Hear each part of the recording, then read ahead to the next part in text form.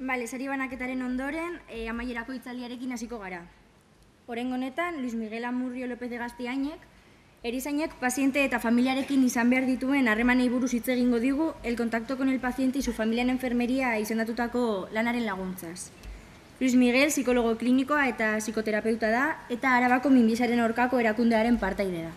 Vale. Después de esta entrega de premios, concluiremos estas jornadas científicas con la conferencia de clausura, presentada por Luis Miguel Amurrio López de Gaztiain, que nos va a hablar sobre el contacto con el paciente y su familia. Luis Miguel es psicólogo clínico, psicoterapeuta y pertenece a la Asociación contra el Cáncer de Álava.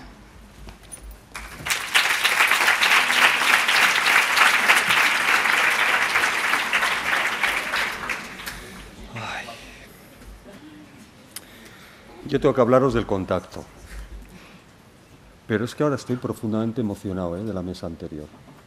Y mi primer contacto es ese, el contacto interior conmigo mismo después de haber oído lo que hemos oído. Estoy muy emocionado, no pensaba yo estar tanto. Pero esto es lo que hay, y desde aquí os trataré de transmitir mi charla. Yo soy un tío muy enérgico y me imagino que a medida que vayamos avanzando, mi energía irá aumentando, pero ahora es la que hay, y desde ahí tenemos que aceptarla. Mi agradecimiento a Carmen y a Ritu y felicitación por las jornadas. Espero que cuando hagáis la valoración miréis la parte positiva de las jornadas y no solo la negativa, como ayer aprecié en la visión del cine y del profesional sanitario. Creo que sois algo más que la visión que ayer se dio del cine de vosotras. También quiero agradecer especialmente a Chus Zanza porque ha sido la interlocutora y la que ha puesto tanta confianza en mí para organizar la mesa con Orkene y estas estupendas, las chicas de oro, las tres que hemos tenido. Además tenemos la del pelo cano, la rubia, ahora que lo pienso, no lo había pensado, pero Chus, te lo agradezco enormemente por la confianza que siempre depositas y el cariño que desde la escuela siempre me transmitís. A mis compañeras que me han aguantado la charla también a ver qué les parecía. Y si hoy estoy con vosotras, al margen de los años que llevo trabajando y de lo que haya podido estudiar o no, es gracias a los pacientes y las familias. Si uno está ocupando siempre un estrado, da igual que sea una charla, que sea a Orkene presentando una tertulia, siempre es por ellos. Porque si yo estudio mucho, pero a la hora la verdad no tengo la experiencia con los profesionales, a mí no me llama ni Dios. Entonces, desde ahí, que sepáis que si somos algo, también tenemos nuestra parte, pero si somos algo a nivel profesional, es muchas veces por ellos. Bueno, pues dicho esto, os voy a hablar del contacto con el paciente y su familia en enfermería. Veis que hay un guioncillo entre con y tacto y yo creo que la segunda diapositiva lo vais a entender. Cuando yo empecé a preparar la charla, lo primero que hice es irme al diccionario de la Real Academia de la Lengua para ver qué decía del contacto. Como siempre, los diccionarios me dejan mucho que desear y lo definen como la acción y efecto de tocarse dos o más cosas. Cosas. Personas humanas, como dicen en la tele. Seguía avanzando un poco y decía que era una relación o trato, ahí así, que se establece entre dos o más personas o entidades. Y avancé un poquito más y digo, bueno, me voy a meter en contactar, porque igual el hecho de que lo meta en contacto, voy al verbo, y ahí sí que se establece, o se habla que el contactar es establecer contacto o comunicación con alguien. El contacto, bajo mi punto de vista, se sostiene en dos pilares fundamentales, que es, y han salido, si mi charla la habéis hecho ya estos 2 días, yo solo voy a poner un poco voz a lo que estos 2 días se han dicho, pero está basado en la confianza y el respeto. Digamos que es un poco esa calidad que hemos visto aquí, y calidez también, de las transacciones que hay entre dos o más personas, tomando conciencia del uno y del otro. A ver si se pasan las diapositivas. Estoy realmente sorprendido, y gratísimamente sorprendido, de vosotras, no las veo, las que habéis recogido el premio hace un rato, están allí, porque ayer hablaron de la importancia del autoconocimiento, y yo últimamente no me canso de decir lo mismo. Está muy bien que tengáis los conocimientos técnicos y profesionales, y ya se ha dicho por activa y por pasiva, pero me parece muy importante que primero nos conozcamos. Y cuando hablamos del contacto, por eso ese guioncillo que habéis visto en la palabra del título, es porque quería hacer un juego entre el contacto físico y el contacto sin guión de nosotros con nosotros mismos. Un contacto, si solamente es externo, no vale para nada. Quiero decir, si solamente estoy al paciente y al paciente, no va, o familiar, y familiar no vale para nada. Si solamente estoy yo a lo mío, a hacerlo bien, a no escuchar y es interno, no vale para nada. Tiene que haber una interacción entre el contacto externo o interno. Si me pongo un poquito más pijo, ya que soy psicólogo, el intrapsíquico, que queda más así, y el interpersonal, que también han hablado de esto estos días. Digamos que en esa interrelación entre el organismo, entendido como un todo, como decía Orken a la mañana, y el entorno, en esa interacción, es donde se va a dar y se va a establecer un buen contacto y donde vamos a poder satisfacer la mayor parte de las necesidades. El contacto primario, el primero de todos, es y digamos que es el imprescindible, es físico y se corresponde con el respirar. Si no respiramos, aquí no está ni Dios. Entonces, todo el rato estamos contactando. Y dicen que con cada respiración vivimos y morimos. Al exhalar aire morimos y al inhalar vivimos. Y hay un tiempo en el que estamos ahí un poquito como que en terreno de nadie. Pero el contacto es algo más que algo físico. Y lo han dicho esta mañana, y Bermejo lo reflejó perfectamente ayer en su charla, el contacto también es algo más emocional. Esto significa la necesidad de calorcito que tenemos todos, de afecto, de sexo, etc. Con eso me refiero al contacto emocional. El contacto cognitivo, a este yo creo que se le presta bastante atención, los pensamientos, las ideas, las creencias, las atribuciones, todo este murmullo interno que está ahí entorpeciéndonos, se llama, creo que es, ahora no me voy a acordar bien, pero como el mono errante, o el pensamiento de mono que está de liana en liana, de uno a otro, de otro a otro, de otro a otro, y así sucesivamente. Hay un contacto espiritual, y ya creo que sobra deciros que lo espiritual no se asocia al ser creyente o no creyente, solamente, sino que es algo más allá. Uno será con Dios, otro será con lo más interno. La mañana Lourdes lo reflejaba muy bien como por esta zona lo emocional y un poquito por debajo de esta zona que decía Lourdes está más este contacto interno con la esencia divina que yo creo que todos llevamos dentro, aunque hay gente que todavía no está en disposición de observarla o no quiere. Otros hablan de vacío, otros hablan de energía vital, pero quedaros con que hay ese contacto espiritual y el contacto social. Digamos que el contacto es como un pentágono con 5 lados en el que todos están íntimamente relacionados. Y yo creo, no sé qué opinéis, que el contacto para mí es a veces como los cimientos de un edificio, que no se ve como yo os estoy viendo y vosotros me veis, pero es lo que sostiene la relación terapéutica de vosotras, entre vosotras y de vosotras con los pacientes y la familia. El contacto pleno ya os decía que tiene que ser intrapsíquico e interpersonal. Me refiero, si tenéis que sintonizar, aunque luego lo diré más adelante, con el ritmo, el pensamiento, las emociones y necesidades del paciente y de la familia, siendo sensibles, como he visto a lo largo de estas comunicaciones, con el funcionamiento psíquico y la etapa evolutiva en la que se encuentre cada uno. Esto a veces nos frustra, pero es que la frustración forma parte de nuestra profesión y de la frustración crecemos. No sé si está Lourdes en la sala. Si estás, Lourdes, con cariño, lo que te voy a decir. Aunque dicen con cariño, pero va sangrante. Yo creo que Lourdes esta mañana ha querido dar espacio a todos para que haya recogida voz de todos, no Lourdes de los de primero, segundo y tercero. Yo quiero oír voz, pero me ha surgido algo que no lo ha provocado Lourdes, que es mío lo que voy a decir, ¿eh? Ojito, porque luego si no igual hay malos rollos. Pero a mí me recordaba la situación de Lourdes a la que podemos tener con un familiar. Oye, empeñaos en que hable, porque estaba frustrada de que no hablaban los de primero. No es tanto así, Lourdes. O sí, ¿eh? Entonces, me ha recordado esa situación de decir, y seguimos, y tenéis que hablar, y no tenéis que decir, pues toma el micro. Claro, yo decía, pues esto puede ser muy similar a lo que a veces hacemos con nuestros pacientes y familiares. Y venga, que luego cuando hable de las interrupciones del contacto quizá lo entendáis. Evidentemente no ha sido así, porque yo me he llevado al terreno y basta que tenía que hablar, lo quería exponer. Pero tenemos que ser sensibles a eso. Si no hay que hablar, no hay que hablar. Porque hay que hablar. Y os tenéis que frustrar. Una profesión, o un profesional, o cualquier persona que no se frustre en la vida no va a crecer jamás, porque de las frustraciones vienen las dudas, las incertidumbres, nuestros cuestionamientos, y desde ahí crecemos. Por eso a mí, cuando me valoréis la charla, quiero que seáis tremendamente objetivos en la valoración, porque del jabón no crezco. Hombre, si os gusta poner, no me matéis. Pero lo que no os guste o no os aporte, ponerlo, porque de eso se crece. ¿Me escocerá? Pues será un trabajo que tendré que hacer yo. Os lo remito a vosotras. Es que ese es el trabajo que tenéis que hacer. Quizá me salte cosas que tengo, pero también hay que ser un poco fresco en lo que realmente me habéis evocado esta mañana. ¿Cuántas veces damos vuelta? ¿Qué hacer, qué no hacer, qué decir? ¿Le acompaño, lloro, no lloro, le doy un pañuelo?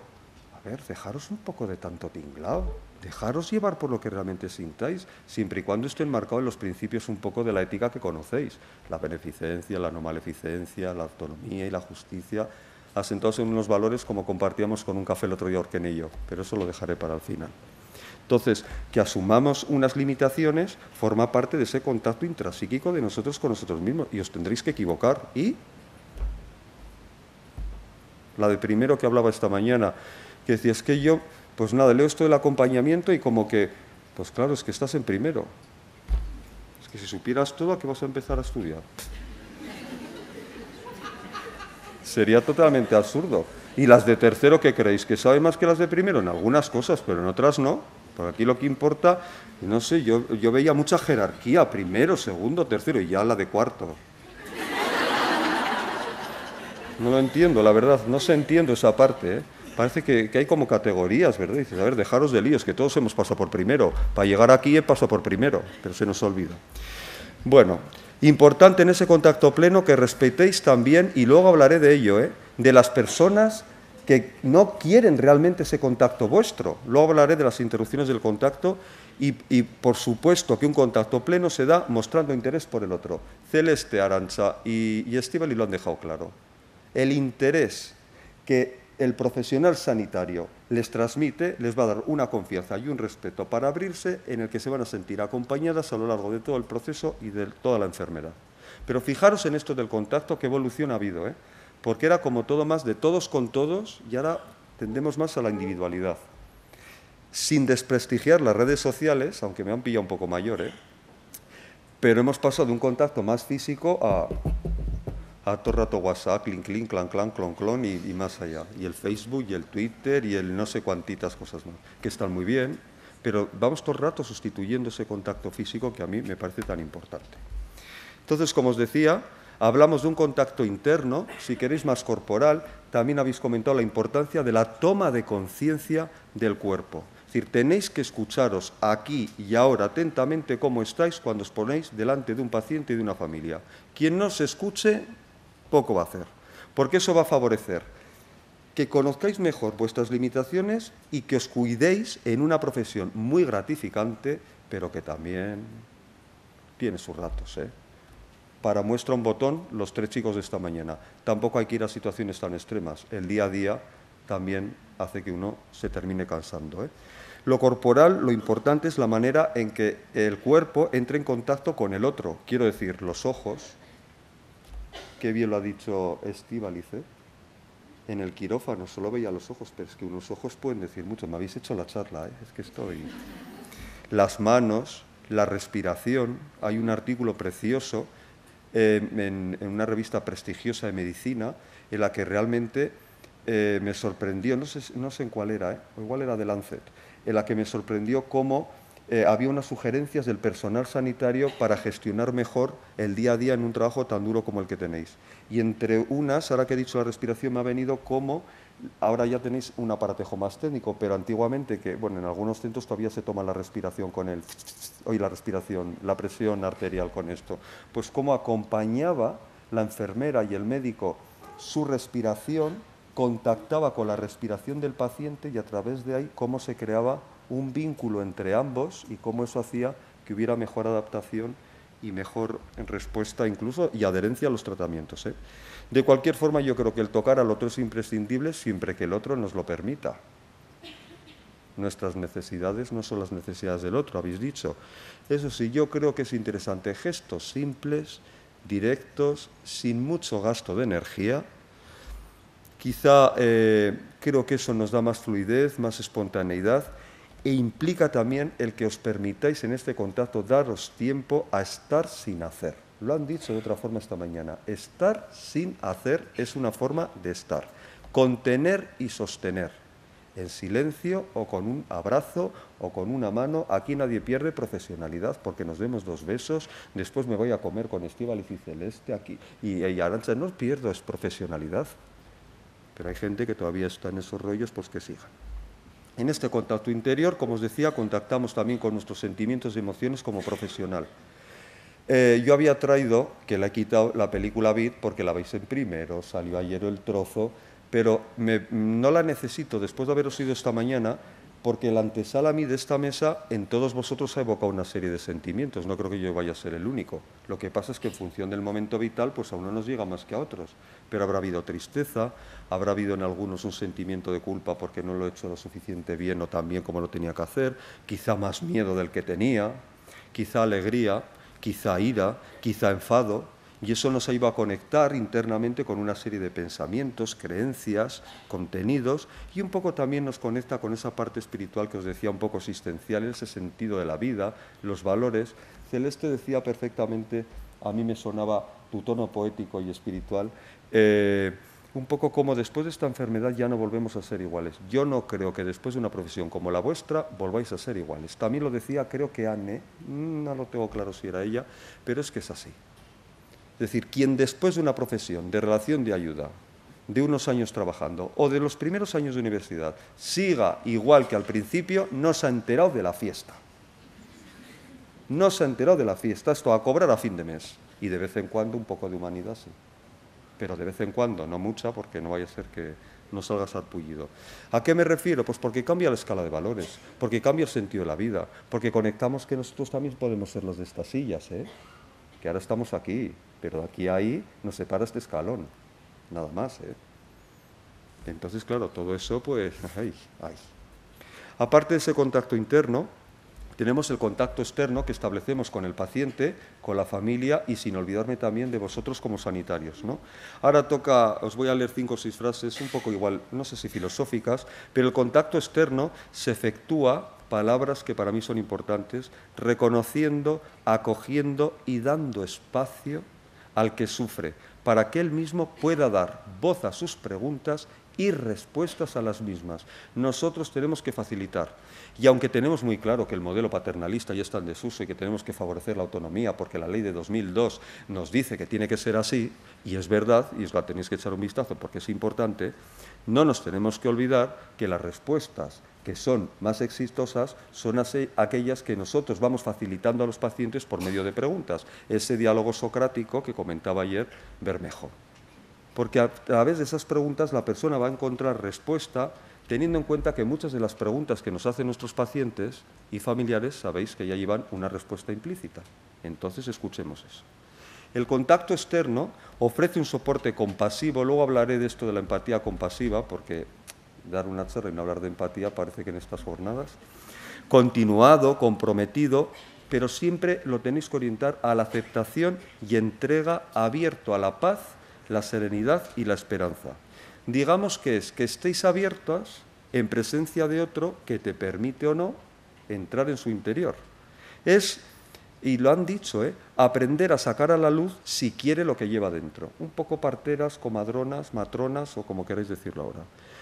El contacto externo es incompatible con el abandono y es importantísimo que se dé en un equipo interdisciplinar. David lo comentaba perfectamente. Habrá tardado más o menos, no me importa, no sé dónde estás, David, no me importa lo que hayas tardado, igual se ha ido. Me da igual, pero al final ha terminado hablando con el equipo. Eso es importante, cada uno tenemos un tiempo. Pero no todo es alabanzas cuando hablamos del contacto. Y también a la mañana ha salido. No sé si sabéis, os han hablado en la escuela de la empatía, sé que sí, de la simpatía, quizá igual también. Simpatía en contraposición de la empatía. La simpatía cotidianamente y socialmente es algo agradable, pero en la relación de ayuda no es nada buena. La simpatía es la conexión con el otro desde la emoción, y alguno diréis, y Luis, la conexión desde el otro con el otro desde la emoción, que no es bueno, sigo. Cuando esa conexión con el otro hace que vosotros perdáis vuestra identidad en el otro, eso en psicología se llama identificación. O cuando os fusionáis con el otro, eso se llama confluencia. Y esto hace que ni nos sepamos distanciar, nos dé sufrimiento y no miremos objetivamente a las personas que tenemos delante, por lo tanto nuestra intervención va a estar bastante sesgada. ¿Me habéis entendido? Es decir, llegamos a fusionarnos tanto con el de enfrente, como he puesto en esta diapositiva, se distingue bien aquí de quién es el brazo del hombre y de cuál de la mujer. Pero imaginaros que está todo tan fusionado que realmente al final no se puede hacer una separación, salvo que seamos agresivos, entre unos y otros. Entonces, cuidado con la simpatía, porque en este caso no es nada agradable. Lo que tendemos que ir es hacia una empatía compasiva. Bermejo se ponía ayer nerviosísimo con la empatía, debe tener él algo que trabajarse ahí, porque a mí no sé dónde está el nerviosismo. A ver, pues sí que se lo ha definido como el ponerte en lugar del otro. Mamen. Decía la mañana, eso de entender al otro. Pues mira, yo no opino como tú, mamen. Yo creo que entender al otro y comprender al otro se puede hacer perfectamente. Entender y comprender. Tú has dicho entender, ¿eh? Yo lo entiendo perfectamente. Ahora, ponerme en el lugar del otro, imposible. Primero es que no quiero. Yo no quiero ponerme en el lugar de una persona que está recibiendo quimioterapia. Y ni lo necesito. Otra cosa bien diferente es la empatía compasiva. Y la empatía compasiva, que ahora está muy en boga, es que el testimonio de estas 3 chicas de esta mañana, por ejemplo, en mí ha generado unos sentimientos. Pero esos sentimientos son míos, ¿eh? Celeste no me ha puesto esos sentimientos, ni Estíbaliz, ni Arantxa, ni Aurkene con su sensibilidad. No. Esos sentimientos son algo que esa experiencia genera a mí unos sentimientos y desde esos sentimientos empatizo con ellas y desde ahí yo me comporto con ellas.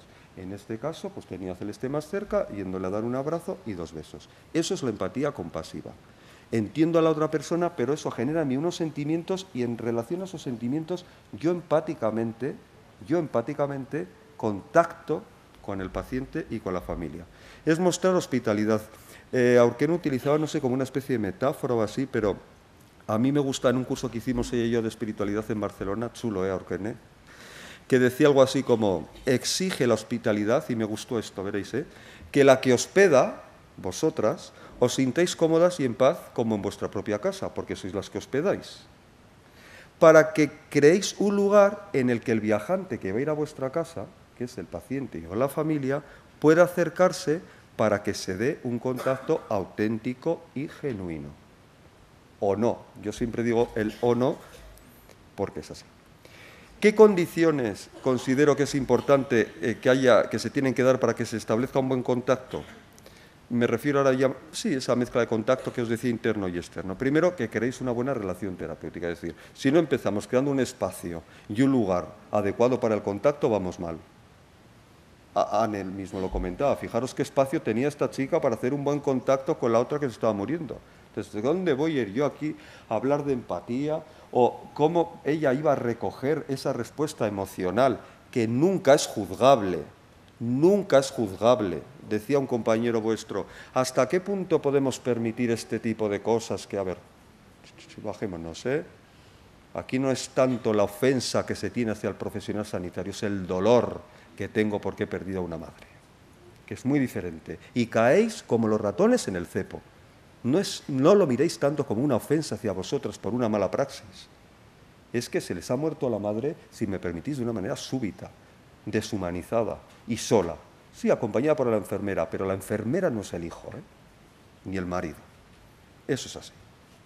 Entonces, si no creamos un espacio y un lugar, ¿qué contacto de las narices se va a dar? Y aquí ya vienen cantidad de palabras que han ido saliendo hoy, ¿no? Que sea seguro y que de confianza, evitando paternalismo, sin victimizar al paciente. Oímos testimonios que a veces las enfermeras, que sois las que estáis en primera línea de playa, para bien y para mal, después de un testimonio es que es verdad, con todo lo que tienes, si yo sé todo lo que tengo, me dices tú también, todo lo que tengo en la vida.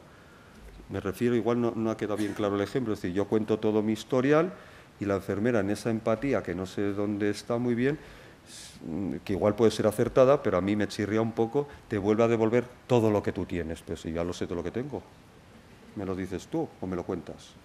Claro, es que... Entonces, cuidado con la victimización, una relación horizontal y unidireccional. Unidireccional es que los objetivos son para y del paciente. Los nombres, la segunda chica de esta mañana, Yaiza, ella decía, es que claro, me permito no llorar, es que realmente, bueno, lo decía con otras palabras, es como, ese espacio es para ellos, yo que ando aquí, si me pongo a llorar o no me pongo a llorar, o qué lloro o qué dejo de llorar, bueno, es que el espacio es compartido. Es cierto que tú no vas a hacer terapia de ese espacio, pero también puedes utilizarlo porque es otra forma de empatizar con el paciente y la familia. tiene que ser genuino, continuado con una disponibilidad real. Es decir, si nos van a llevar por teléfono y no vamos a estar, pues no ofrezcamos ningún tipo de disponibilidad, respetuoso y sobre todo que esté adecuado al nivel cultural y al estilo comunicacional de las personas que tenemos entre manos, y dentro de una serie de normas. Desde luego que a la respuesta de esta mañana, cuando el compañero decía si nosotros tenemos que aguantar estas chubascadas o hasta dónde, yo solo tengo una respuesta clara, de todo menos una agresión física. Es decir, una agresión física eso no lo voy a permitir jamás. La psicológica, como es más así que sí que no, pero una agresión física jamás. A partir de ahí veré si sostengo o no sostengo y cuánto. Teniendo en cuenta, de verdad, que lo más importante no es todo lo que se os quede de esta charla o de estas jornadas o de la escuela, que os tenéis que creer que la herramienta verdadera sois vosotras y que lo que importa es actitud. Cuando hablaba de la empatía se me ha ido que Bermejo decía, la empatía se aprende. Bueno, hay cosas que vienen de serie.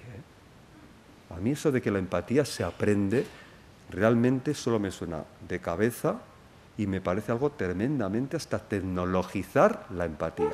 Sí que es cierto que tener unas habilidades empáticas se aprenden, pero el que no tiene de serie unas actitudes ya puede irse a hacer el máster de Harvard o Oxford.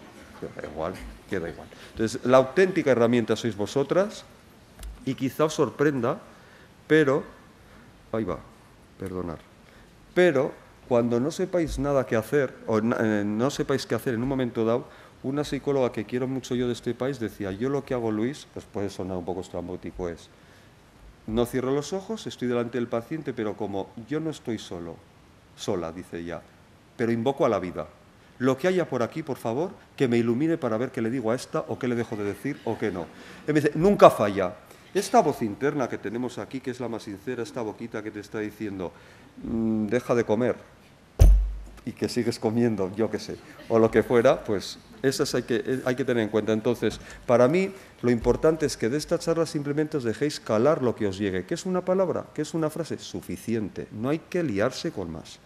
Aquí veis que os he puesto, aparte de la relación terapéutica y de ayuda y que da calidez al contacto, hay una serie, 4 o 5 palabras que para mí son importantes a la hora de hablar de contacto. Una que hemos visto aquí, que es la presencia. La presencia desde la parte más frívola, si me permitís, una buena presencia física.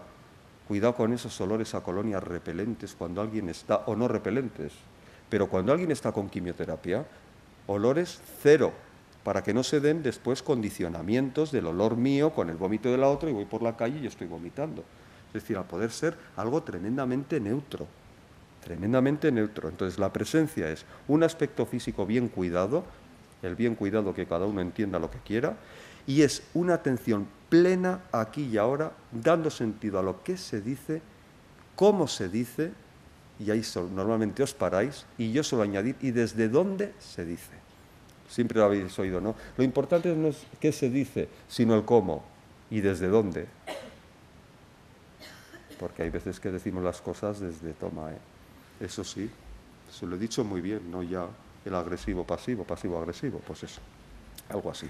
Estas 4 diapositivas creo que pueden reflejar un poco también esa actitud que os digo de presencia, ¿no? Tanto en la primaria, por ejemplo, aunque ya sé que en las tensiones no siempre ya se toman así, esto puede ser una unidad de prematuros, una enfermera en el ámbito de la geriatría y quizá aquí pues con una persona politraumática o como lo queramos llamar. Pero son diferentes. Pero fijaros que cuando meto las imágenes para Google, en todas, si os dais cuenta, hay contacto físico de alguna u otra forma. Y esto es para mí también importante. No sé, ahí va. Pues esto no lo voy a saber igual quitar. Esto me puede... Técnico, que estará por aquí. Es que esto no me gusta que salga, pero bueno, espero que venga el técnico. Ya está. Una de las cosas que para mí creo que os puede facilitar tremendamente el contactar es preguntar. Ya sé que es algo obvio, pero yo todo el rato, ayer oía en la experiencia ganadora, única y ganadora, que ha habido de comunicaciones, la reflexión que hacían de los 2 casos, otra vez me sale esto, qué mosqueo, pero bueno, ¿y esto? Pues no quiero, pues ya está. No me gusta esto, ¿me puedes quitar? Jo, pues fájate. Ahora igual nos fastidio todo. No, déjalo, gracias. Entonces, oía en estos casos, en los dos... Tenías un enlace ahí, ¿no? No, no tengo ningún enlace. Que yo no. Es una diapositiva normal. El técnico contacta a través de esto conmigo. Hay un enlace ahí, ¿eh? Pues déjalo, pero no sé qué será ese enlace. Déjalo, no te preocupes. Abajo mejor. Es igual, que la voy a pasar deprisa, gracias. Entonces, en los dos casos, volvemos a poner la atención, porque esto si no se nos va y no me gustaría. En los dos casos que comentaban son todo el rato preguntas ante esas dudas que tanto nos inquietan, cuánto hacer, cómo no hacer. Antes lo decía, lo más fácil es preguntar. Algunos decían, ¿qué necesitas? ¿Necesitas un abrazo? Yo no sé si necesitaba un abrazo, si no necesitaba un abrazo, déjate de líos. ¿Quieres un abrazo, sí o no? Pero si no es tan difícil. ¿Necesitas algo de mí? ¿En qué te puedo ayudar? Preguntas abiertas, que no sean cerradas, porque la cerrada es como el dilema, ¿sí o no? Que hagáis unas preguntas abiertas. ¿Qué necesitas de mí? ¿En qué te puedo ayudar? Te veo una cara preocupada. ¿Quieres que hablemos de las preocupaciones, de los miedos? No, como le veo cara preocupada y me han dicho en la escuela que es muy importante la comunicación no verbal y tiene cara de miedo, entonces le digo, ¿qué te asusta? ¿Qué te preocupa? Que es que igual yo no quiero hablar y me estás joribiando la mañana. Yo prefiero que os dejéis llevar por las cosas objetivas y obvias. Siento que tienes los ojos a punto de llorar. ¿Te apetece llorar? ¿Quieres? No. Lo obvio, obvio, quedaros con la palabra, la obviedad es lo que vale. Así nunca dañes a nadie. No, directamente ya le doy la caja de pañuelos. Puede ser ofensiva una caja de pañuelos en un momento dado, ¿eh? Quedaros leyendo solamente lo que ven vuestros ojos, que inevitablemente lleva a un juicio. Porque por mucho que digamos, no enjuiciar, a mí ya me habéis enjuiciado todos en cuando me habéis visto subir, y yo a vosotros también.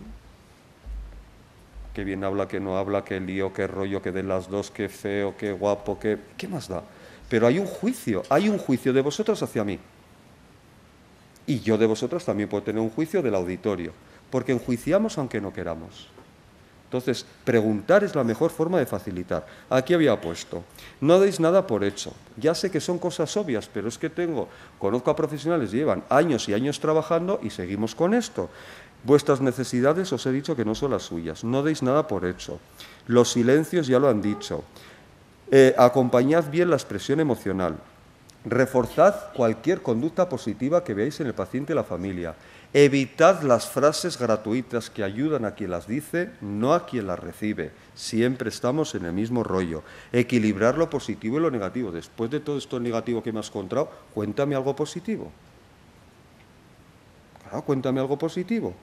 Sin buscar síntomas inexistentes. ¿Y no te duele? Pero bueno, vamos a ver, no. Y sales de la consulta y no sé, pues me tendrá que doler en algún momento dado, porque me ha dicho, tampoco vomitas. Y haces de vientre. Y claro, no creemos síntomas en personas que no los tienen, porque el enfermo no es tonto, ya lo dirá, y el que no lo quiere decir, pues su razón tendrá, que no voy a analizar. Otra palabra, os decía, una buena relación terapéutica, la presencia importante, el saber facilitar, contribuye a establecer un buen contacto, la sintonía. Sintonizar es ser sensible al otro. Esto le valida como persona y este proceso reposa sobre palabras, etc. Pero la sintonía tiene que ir a 3 niveles. Tiene que ser rítmica, siguiendo la cadencia y el tempo del otro. Si hablamos en términos musicales o radiofónicos, seguid la cadencia y el tempo del otro, no el vuestro, que a veces sois un elefante en una cacharrería. Me ha gustado mucho, no sé quién ha dicho, de las 3 creo, no sé, como a las 7 de la mañana, enérgicamente, que entra la enfermera, que supuestamente ha dormido, ¡pum!, y entra a la habitación como. Pues bueno, a ver, tranquilidad, que es que la otra está toda la noche igual. Bueno, la de las 7 todavía no ha salido de turno, perdonad. Entonces, esa está ya pensando irse. Entonces, la sintonía rítmica, también sintonizar afectivamente, el ritmo cognitivo y el emocional no lleva lo mismo, ¿eh? Yo suelo decir que la cabeza lleva hora de Vitoria y las emociones lleva hora de Canarias. Y esta está muy reñida a veces, entonces hay que dejar que se repose, ¿eh? Y luego también el ritmo en la etapa evolutiva de la persona. No es igual una persona demenciada que un niño, que una en maternidad, que la que le han quitado una mama. Bueno, incluso me parece, tengo pocas experiencias pero muy chulas, de personas a las que igual yo no entendía su lengua, puede ser el euskera, pero me acuerdo más, no sé si te acuerdas tú, Maribí, que es mi compañera trabajadora social y Vanessa, el voluntariado, las tengo ahí, porque son las que me van a hacer una crítica real de la charla que doy, del resto no me fío. Entonces, me recuerdo este caso porque esta mujer era rumana, se le había muerto el marido y me decía, mira Luis, en estos momentos tengo que empezar a hablar en rumano. Le dije, pues vas, dada. Y le digo, pero yo estoy seguro que si yo me pongo ahí un poco, no a entenderte, sino a ver qué me llega, os podéis creer que cuando me dijo, hombre, ahora quiero saber un poco qué te ha llegado, claro, había expresión emocional, pues me dijo, creo que un traductor no lo hubiera hecho mejor que tú. Y ahí yo no entendía, como comprenderéis de rumano, ni papa. ¿A qué voy? Que muchas veces creemos cosas tan imposibles que no sé cuántos, pero a veces hay que dejar. Yo, me dais mucha envidia cuando sigo hablar en euskera, pero yo soy del tiempo franquista y las disculpas para no estudiarlo. Pero, en principio, yo no entiendo euskera, pero en los que son euskaldunsarras o no, que hayan aprendido posteriormente, sí me gusta que tengan a veces un espacio para esto. Porque aunque no entienda, se necesita poner con la lengua materna, sobre todo es más con la lengua materna que los que habéis aprendido después euskera, se necesita poner con esa lengua cómo estoy y cómo me siento. Que no entiendes, no pasa nada, pero sientes. Y lo que buscan es sentir y que le sintamos. Entender, pues quizás lo de menos. Aparte de esto, también se necesita una implicación, que es comprometerse con el otro, sin engancharse. Lo que os decía antes, si nos enganchamos sería simpatía, sin engancharnos, en el que haya aquí añadí una diapositiva, eso es, y una armonía, que es la base para que se dé un buen contacto. Sin esta es imposible que se dé el contacto. Y como no, una buena escucha activa. Poco he oído, no sé, sabéis que a cada uno nos llegan las cosas según el momento en el que estamos, pero he oído muy poco en estas jornadas la palabra escucha activa. No la he oído, perdón. Como activa, no la he oído. ¿Sabéis lo que es la escucha activa? Estar atento aquí y ahora, es intensa, es difícil, e incómoda. Porque como continuamente parece que estamos impulsos a decir, es difícil e incómoda. Y aquí es donde no voy a poner, tenía pensado poner este trocillo de película que ayer puso la chica que habló de las películas del cine, y puso este trozo que era el que os quería pasar. Pero como la conocéis muy bien, simplemente se puede reflexionar un poco acerca de esta película. Ella decía, es difícil hacer esto, es dificilísimo hacer esto. En el cine en 10 minutos, pero es que en 10 minutos vosotros podéis hacer algo parecido. Estamos de noche, que incordia un poco, porque a veces estamos preparando la OPE, a veces estamos dormidas, o a veces con un polos, pues es suficiente. Habéis dicho algo, por eso digo que con las frases de esta mañana de vosotras tres, cachobrujas, desde mi cariño, podía haber montado la charla perfectamente. A Estíbaliz no la veo, a vosotras os tengo ubicadas. Podía haber montado la charla. ¿Cuándo decías? Una manzanilla, un esto, sí. Pero es que vais inmediatamente. Poco uno se sienta, o yo tengo la sensación en mi experiencia hospitalaria, que por cierto tengo enorme gratitud, muchas veces enseguida estamos con el yogur, una natillita, un yogur, quieres una manzanilla, una tila, pero siéntate porque es que igual detrás de eso hay un acojono de 3 pares de narices. Y como vais voladas de tiempo, anda, por favor, que no tenéis 5 minutos para sentaros. Bueno, hay días que no, pero tanto como 5 o 10 minutos en el momento que os quedéis ya más tranquilas, que habéis repartido la medicación, que lo que fuera, o las que trabajan en atención primaria, no se puede sacar 5 minutillos. Hombre, yo creo que no se trata tanto de la cantidad de tiempo, sino de la calidad. Pero evidentemente, como os decía, en el contacto todos no son rosas, y es que hay gente que no quiere contactar, no quiere. Frustraros y fastidiaros, no quieren. Las dificultades de contacto pueden ser varias. Pues, por ejemplo, aquí me he puesto a escribir, a veces por cuestiones más físicas. Puede ser, no me refiero solamente a una enfermedad, una demencia, que no es que no quieran contactar, sino que simplemente el contacto es de una forma diferente al que igual nos gustaría. Me refiero igual más a personas con unos déficits sensoriales a los que no podemos llegar, ciegos, a veces sordos, porque no tenemos la habilidad para contactar con ellos. Hace poco en el Comité de Bioética de Salud Mental, al que recientemente me he incorporado, presentaron un vídeo precisamente desde el Comité de Ética de Atención Primaria, de cómo, de diferentes experiencias, pero cómo iba una ciega a la consulta y ella se quejaba y decía, es que no me mira, iba a decir, es que no se dirige a mí, siempre suele ir acompañada y se dirige a la otra le pregunta a la otra y a mí no me pregunta nunca ni cómo estoy, porque como soy ciega, pues se da cuenta que, o la sorda igual, se dirige a la traductora, dice, pero que me mira a mí la médico, si la otra ya le va a traducir. Bueno, pues a veces los déficits sensoriales, diferencias en el lenguaje, diferencias culturales, pero luego hay cosas que nos escuecen más, estos pacientes evitadores, que nos ponen un poco del nervio, los negadores, los que no quieren aceptar en qué momento están de la vida, o no quieren aceptar un diagnóstico, o no quieren aceptar un tratamiento, y están en su perfecto derecho, siempre y cuando la negación no sea perpetua y crónica, porque entonces ya entramos en un terreno más pantanoso. Pero hay cosas como más, la falta de confianza en vosotros hace que desde luego se interrumpa el contacto, el mal control de síntomas, el ocultar información o si se da es escasa y ya cuando es contradictoria ante los profesionales, la poca humanidad del profesional es lo que más hace que se aíslen de vosotros. He puesto aquí el no querer sin más, el que cada vez que una persona vaya a expresar una emoción, os vaya una frase fácil y gratuita, no te preocupes, no pasa nada, pues ya cortan, el no acompañar vosotros con vuestra actitud sus respuestas emocionales, o determinadas relaciones familiares, porque esto es muy complicado, porque aquí nos centramos en el paciente, pero la familia tela, cada uno lleva un ritmo, lleva una cadencia y cuidadito con los juicios, porque es muy fácil entrar en juicios, que siempre está sola en la habitación. Tú que sabes si has sido una hija de la gran puta esta mujer, pero sin embargo, siempre juzgamos. Viene el hijo de vez en cuando, pero es que igual demasiado, igual el hijo está haciendo un trabajo de reconciliación con la madre y bastante que vaya una vez al día 2 horas, igual es suficiente para ese hijo, para la madre no. Cuidado con las historias, porque yo he tenido algunas corderitos disfrazadas, lobas disfrazadas con piel de corderito. Hablo en femenino porque la mayor parte de la gente que va al psicólogo es mujer, no por sexismo. Pero realmente es así. Recuerdo un caso que me llegó mucho al alma y al final vino el marido y los hijos para decirme que era una mujer alcohólica, que les había abandonado a los hijos en casa toda la vida y, bueno, ni en mis peores pesadillas hubiera imaginado. O sea que por eso os digo que mantengámonos un poco y respetemos y decir, bueno, pues hoy no quieres hablar, hoy no, pero igual mañana. Quiero... cuando Chus me planteó este título y pensamos en esto, también hice un poquito de revisión bibliográfica. Y os quiero comentar algún estudio de enfermería con el tema del tacto para la reflexión, pero antes quiero hacer alusión a un artículo que para mí es...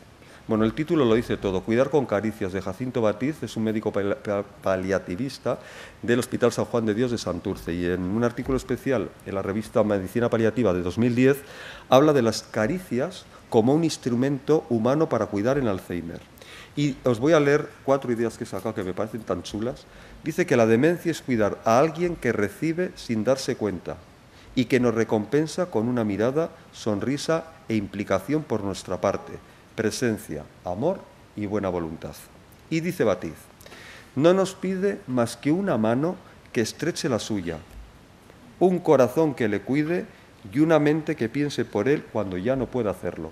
Yo siempre digo lo mismo, en situaciones más adversas, o no como las de la mañana, otras así, habréis oído que el trípode perfecto es un buen oído que nos escuche, un buen hombro en el que nos apoyemos y unos buenos brazos que nos acojan. Y ahí está la clave, ahí está la clave. Porque él dice, estamos en Alzheimer, el cerebro está estropeado, pero su corazón afectivo no.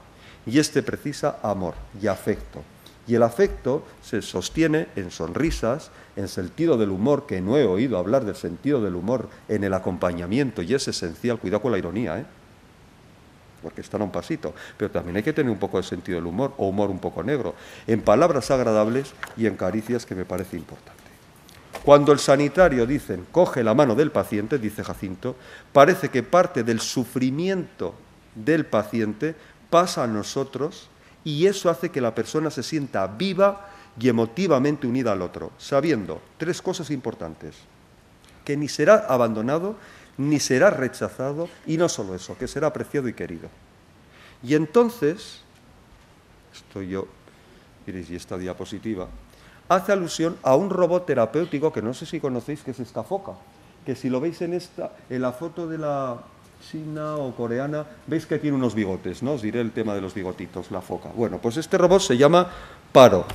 Este robot se ideó, un robot con apariencia de bebé, para enfermos de autismo y de Alzheimer. Os voy a contar en 2 líneas lo que es el robot, pero luego la pregunta, que para mí es aquí lo que tiene mi hija. Y entonces dice, el prototipo responde, he hecho fotocopia del artículo, el prototipo responde a las caricias de los humanos con sonidos, gestos y movimientos gracias a los sensores que llevan los bigotes.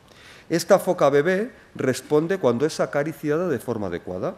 Según los inventores de Paro, que es como se llama la foquita, tiene sus beneficios al interactuar con los enfermos de Alzheimer.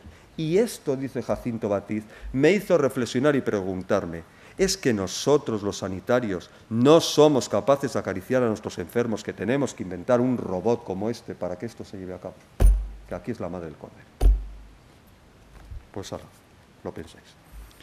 También creo, que mal me llevo con la tecnología, que el tema del contacto, o si queréis ahora me meto un poco más en el tacto, tiene que ver, y no me quiero poner aquí muy psicoanalista, pero desde luego que tiene que ver con nuestra historia de aprendizaje vital y la infancia la que hemos tenido. Aquí sabéis que hay gente, entre los que me incluyo, que nos encanta que nos toque la cabeza, y hay gente que lo odia. Hay gente que le conta el contacto físico y hay otros como que, ¿eso qué es? ¿Desde que habéis entrado a la escuela de enfermería o qué? Pues por supuesto que no. Yo creo que es la forma de comunicación más básica y primitiva, pero muchos niños, esto ocurre y por eso quería traer esta transparencia y esta niña guapísima, crecen aprendiendo a no tocar determinados objetos, su propio cuerpo, el de los otros. Pues es la que nos dan manotazos en la mano. Cochino, ¿qué haces? No te toques. Según cómo vaya todo esto, aunque os riáis, cuando somos adultos seguimos inhibiendo el uso del tacto como forma de comunicación con los demás y a veces también con nosotros mismos. Es decir, que como haya sido la educación táctil en la familia, padres, hermanos a veces mayores que hacen un poco de padres y son más coñazo que los propios padres, y otras personas de referencia, pues va a haber una gran posibilidad o probabilidad de que el contacto que establezcáis sea como muy parecido. Entre hombres todavía se sigue considerando una conducta muy poco masculina. Es más frecuente tocar a pacientes del mismo sexo que vosotras y el significado del contacto táctil dependerá de la zona corporal que toquéis. De la zona corporal, el tiempo de duración del contacto, la fuerza que apliquéis, el modo de tocar y la frecuencia de contacto. Es más probable, fijaros, esto también salió en un estudio, que se toque al dar información, que toquéis, que cuando se pide la información. Y también es más probable que toquéis cuando tratéis de convencer. Y, ahí va, yo sigo. Os voy a hacer unas conclusiones de un estudio del tacto en enfermería, que tampoco os calla mucho, pero bueno. A ver qué os parece. Perchinis afirma que las enfermeras sois los profesionales que más empleáis el tacto. Evidentemente, sois los que, bajo mi punto de vista, tenéis la relación más intensa, continuada y cercana con el paciente. Ahí no hace falta ser catedrático de nada. Ahora vamos a ir a los de tercero, para que los de primero y segundo se relajen. Los estudiantes de últimos cursos, ¿dónde estáis? Ahora quiero levantar la mano a los del último curso, ¿eh? Es una broma. Enfermeras y médicos, en este estudio se había visto que lo empleáis mucho menos que los de primero y segundo. A mayor edad del enfermero, menos uso del tacto. Claro, Mariví me decía, Luis, que no se te olvide el tema de los guantes. Porque claro, yo decía, pues es verdad, porque asepsia sí, pero ¿hasta dónde? O cuando están, ya no me refiero solo en una unidad que están... No, de infecciosos solo, oncología, las 4 habitaciones del fondo, chicas, aislamiento. Yo miro a Elena y a las 4 que tengo ahí, ubica 5, David, que no te había visto, y ahora... Bueno, pues eso es, también cuidado ahí cómo hacemos el tema del tacto y el contacto. Claro que tiene que haber unas medidas, no me voy a poner aquí más papista que el no papa, pero es así. A mayor gravedad del paciente, atentas, aquí contradicción, fijaros, a mayor gravedad del paciente parecía que había menos uso del tacto por parte de la enfermería. Sin embargo, hay estudios que dicen que cuando el paciente está en fase final de la vida o son graves, se usa más el tacto, que en los leves o cuando se está haciendo una prueba diagnóstica, un escáner, una placa o lo que fuera. Los ancianos son más tocados, después van los adultos, después van los niños y luego los adolescentes. Lo que transmite el tacto, llegaban a la conclusión, es seguridad, comprensión, cariño y profesionalidad. Pero esto es de la siguiente, porque hay otro estudio que me llamó la atención. El tacto, en definitiva, hay diferentes autores. Buru y Bressler dicen que es muy importante para las que estáis en salud mental utilizarlo en pacientes depresivos, en personas con dolor y, sobre todo, él había visto en quemados o en personas ingresadas en la UCI, independientemente del estado de vigilia o no que tenga el paciente. Burnside dice que incluso puede modificar conductas. Prince, no el cantante, dice que en el contacto humano es donde radica la diferencia entre los profesionales. Y aunque todos estéis de acuerdo en esta sala, estoy convencido que es de vital importancia el tacto, sin embargo parece que todavía es un poco tabú.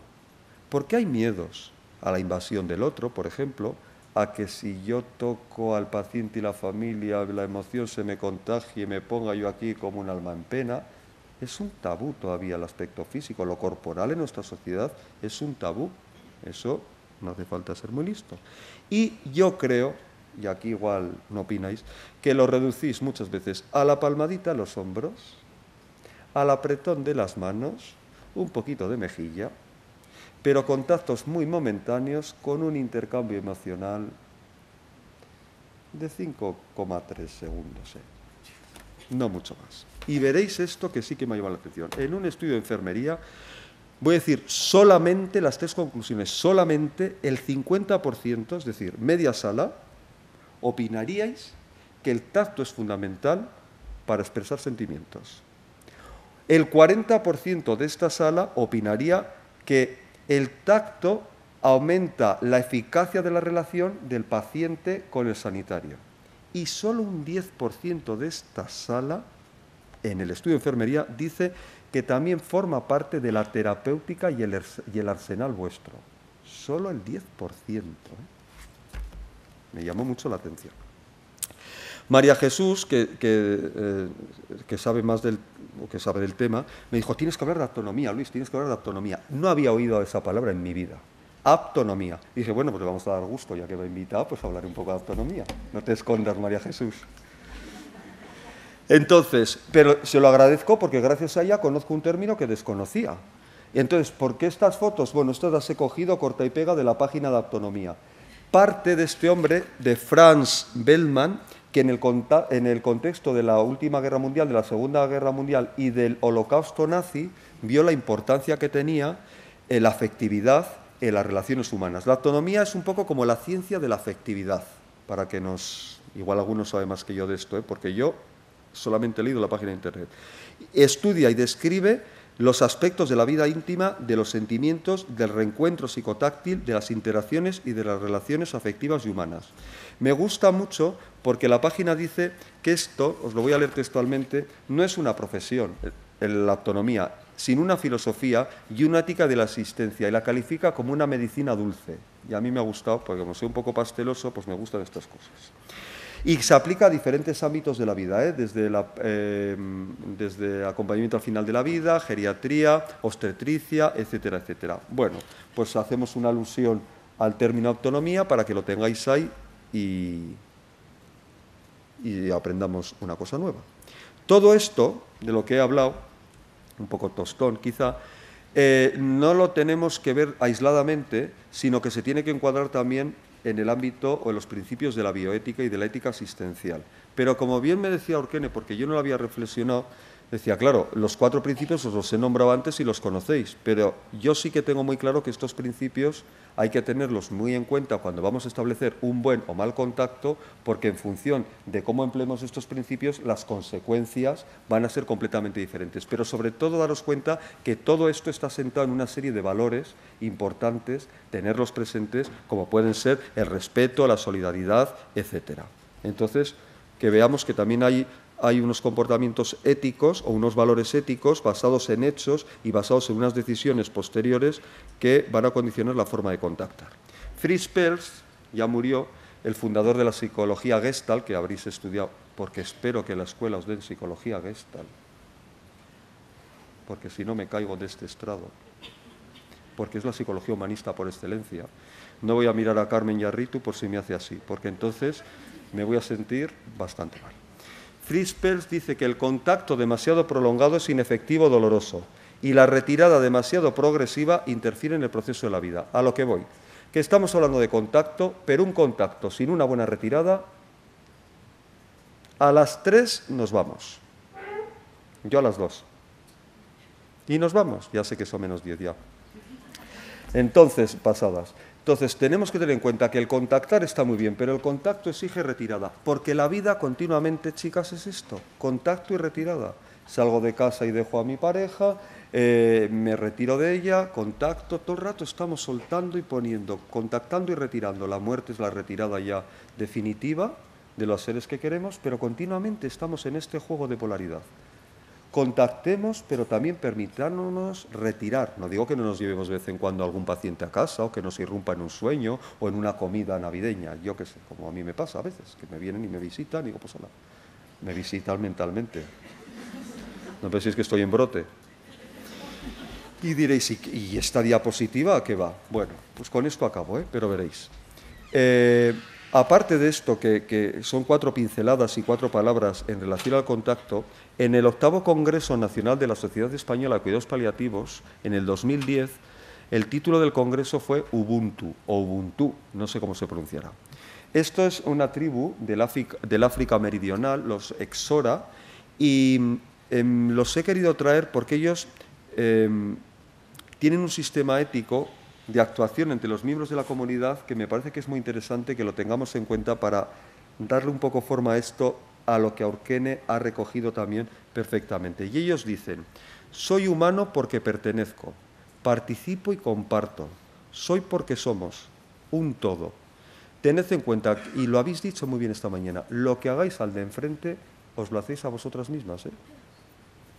Es decir, que si os queréis poner cabronas, al final la que termina cabrona con una misma, y si os queréis poner en otra actitud.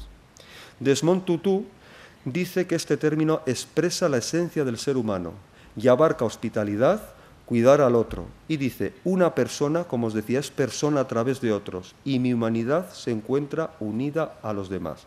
Digamos que esto lo que conecta es la existencia con un vínculo universal que compartimos con todos. Y el todo es más que la suma de las partes. Y un buen contacto se hace internamente, externamente, en el que somos todos un todo en el que estamos completamente interaccionando. Porque nos empobrecemos, pienso yo, cuando una persona es humillada, o la humillamos. Y nos enriquecemos al proponerle soporte y confort, que es una de las cosas que más proponéis vosotros. Habla de humanidad, de igualdad, de derechos entre todos los seres humanos.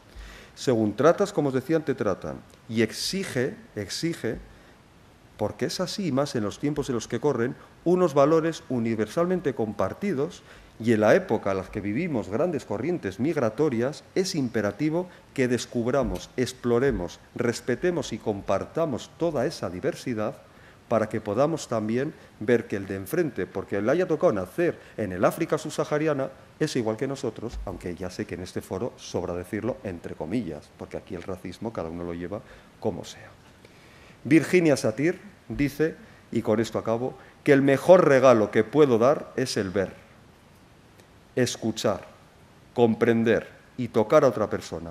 Cuando esto se ha hecho, creo, dice ella, que el contacto de verdad digo yo, se ha realizado. No tengo nada más preparado. Gracias.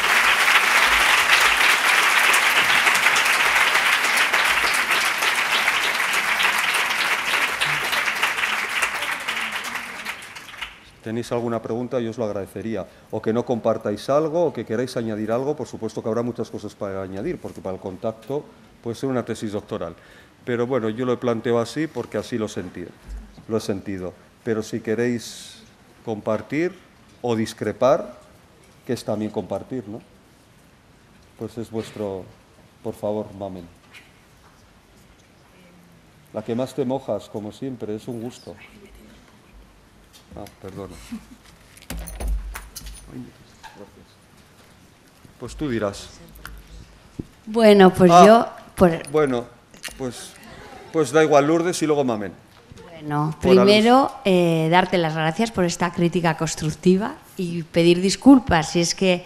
Ay, por Dios, no es eso. Bueno, he presionado un poquito a la gente de primero, ¿no? Pero, bueno, mi idea era producir esa inquietud, producir ese impacto de crisis y realmente escuchar lo que ha dicho la compañera, que evidentemente esto es un proceso que se va evolucionando, que es un desarrollo profesional, que al principio es muy difícil, que lo que aquí se estaba oyendo era, pues bueno, de tiempo, de análisis y, bueno, lo que sí quería pedir, si os habéis sentido un poco acosados, es las disculpas, pero yo estaba intentando, mi objetivo, hacer el taller de laboratorio. Vale, gracias por haber expresado. No, a mí me gusta, me ha sentido bien. Te va un poco rollo así. Un poco así, un poco cañita. Sí. Bueno. Vale, gracias. Mamen.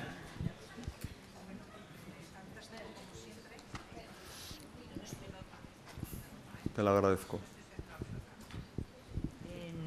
Hay una cosa que has comentado en la que estoy de acuerdo, profesionales, el tabú que tenemos los profesionales con el contacto, con el tacto, ¿no?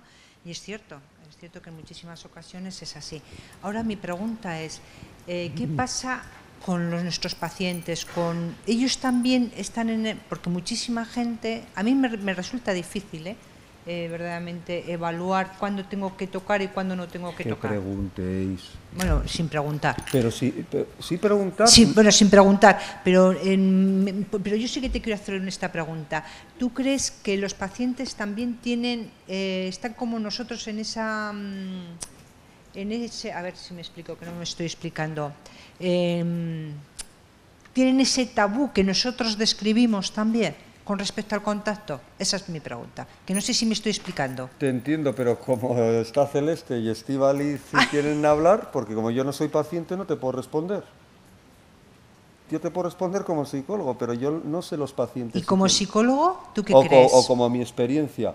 Bueno, yo es que considero, yo no haría la distinción, mame. No harías. El tabú es que, cuando digo tabú, es tabú de personas, independientemente de pacientes o no pacientes. Es decir, de que tú seas paciente o yo sea psicólogo o sea el profesional que le voy a atender en un momento dado, es exactamente igual. Me refiero a que es un tabú, bajo mi punto de vista, social. Independientemente del rol que en ese momento cada uno desempeñe. Sí, total. Entonces, hay de acuerdo. Yo cada vez, yo creo que intento cada vez ahorrar mucha energía y no comerme tanto la cabeza, ir a cosas como igual demasiado simples, pero a veces creo que en las simplezas es donde está la excelencia. Sí, que yo también estoy de acuerdo. Entonces, ante mi duda, porque he tenido gente, y esto es a golpe de tambor, chicos, esto no viene en los libros, que algunos tienen confianza y te lo dicen, y todos los que se callarán, que igual les despido. ¿Me permites, Leire? Sí. Les despido así y alguna vez esto que para mí que puede ser algo, me dice, mira Luis, ahora ya que llevamos 10 veces viéndonos, te diré que esto me transmite una sensación de compasión, de lástima, de que te estoy dando pena y dices, no me lo puedo creer. Gracias, Leire. Otro ejemplo, por ejemplo, a mí me gusta poner una silla enfrente de la otra, porque me agobia mucho la mesa por la distancia que hay. Sin embargo, curiosamente, aunque lo sigo haciendo y me he callado porque es importante que nosotros busquemos la comodidad, no que cada uno nos diga uno detrás, otro delante, cuando yo dije, ahora voy a preguntar, pues curiosamente me ha llamado la atención que igual más gente quiere que esté al otro lado de la mesa. Cuando, sin embargo, dices la cercanía, pero esas son mis necesidades, entonces dices, pues, bueno, me he salido un poco, entonces, yo cada vez facilitar. Luego ya sabré qué tengo que hacer, porque hay una última importante, que cuando preguntemos, que os he dicho preguntar, también tenéis que tener en cuenta que si preguntáis vais a obtener una respuesta y que si esa respuesta que barajáis que podéis obtener no la sabéis manejar, os callaréis antes de levantarla libre, porque si no vais a saber acompañar, no dejéis abierto el corazón de nadie. Ojito con esto, Ojito con esto, porque aquí, claro, aquí ya el apoyo emocional tenéis una serie de formación, pero muy escasa. Para eso también estamos otros profesionales. Es decir, el apoyo emocional es terreno de todos, pero a veces os oigo en unas situaciones tan críticas que creo que corresponden a un psicólogo, no a una enfermera. Derivad. Eso por un lado. Pero no me preocupa eso. A mí me preocupa que uno haga preguntas, que entre en el miedo y tal, y que en un momento dado te quedes así, que a todos nos pasa, pero si de primeras no os veis muy afianzadas en esto, pues id a preguntas más orientadas a la no maleficencia, más a la beneficencia. No abrir cositas que no vaya a ser que luego no sepáis, cerráis la puerta, os vais echados polvo, la otra se queda hecha polvo y habéis hecho maleficencia. Bueno, a mí me gusta hablar más que un tonto un lápiz. Pues. Vale, bueno, pues darte las gracias, Luis a Miguel, vosotras. por haber compartido con nosotros tu conocimiento y un poquito de tu tiempo. Gracias. Adiós.